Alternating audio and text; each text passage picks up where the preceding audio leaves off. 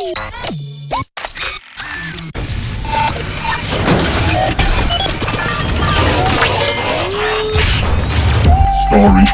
rumblings.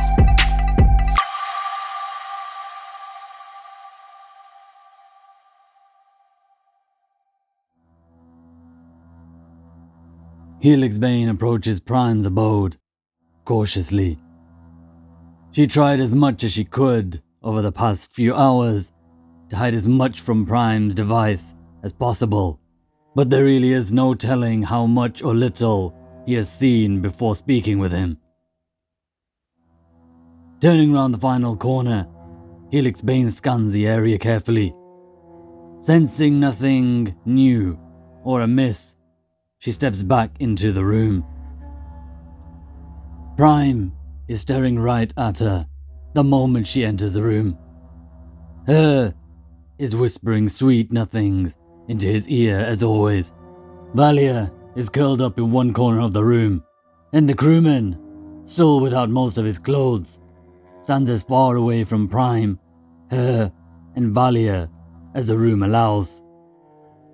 His mouth forms a curse as he sees Helix Bane enter the room. Helix Bane doesn't blame him. She does, however, ignore all but Prime, who begins to talk without preamble.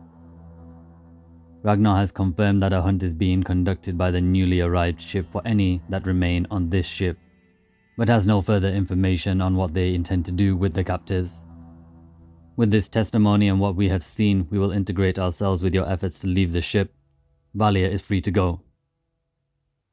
With this pronouncement, Valia immediately rushes over to Helix Bane's side.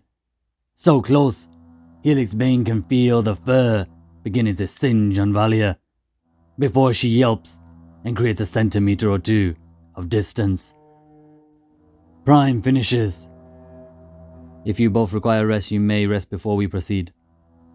Helix Bane doesn't require a second invitation. Her body and mind are drained. She turns and leaves the room, Valia in tow. Helix Bane walks some way through the derelict corridors and rooms of the research vessel, before squeezing into a partially blocked entrance into a cold storage unit, which is no longer cold.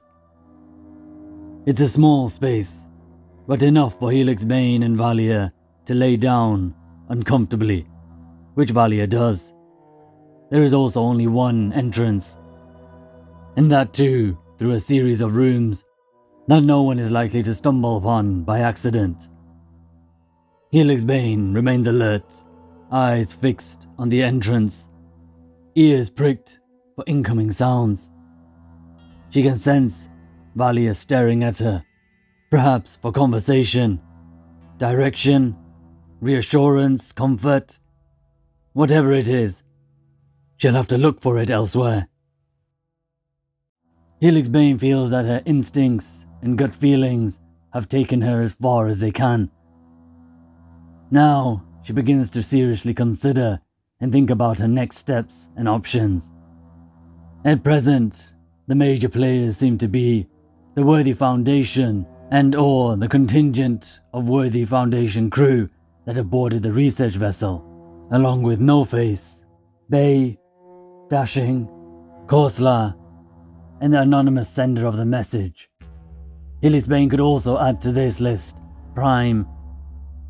The sequences she's collecting, she could utilize as weapons or bargaining chips. That being said, storming or even infiltrating the immense ship that is the Fortitude, with its hundreds, possibly thousands of crew, doesn't strike Helix Bane as wise or practical. That being said, bargaining with Dashing or No Face, or even Prime, doesn't strike Helix Bane as wise or practical either.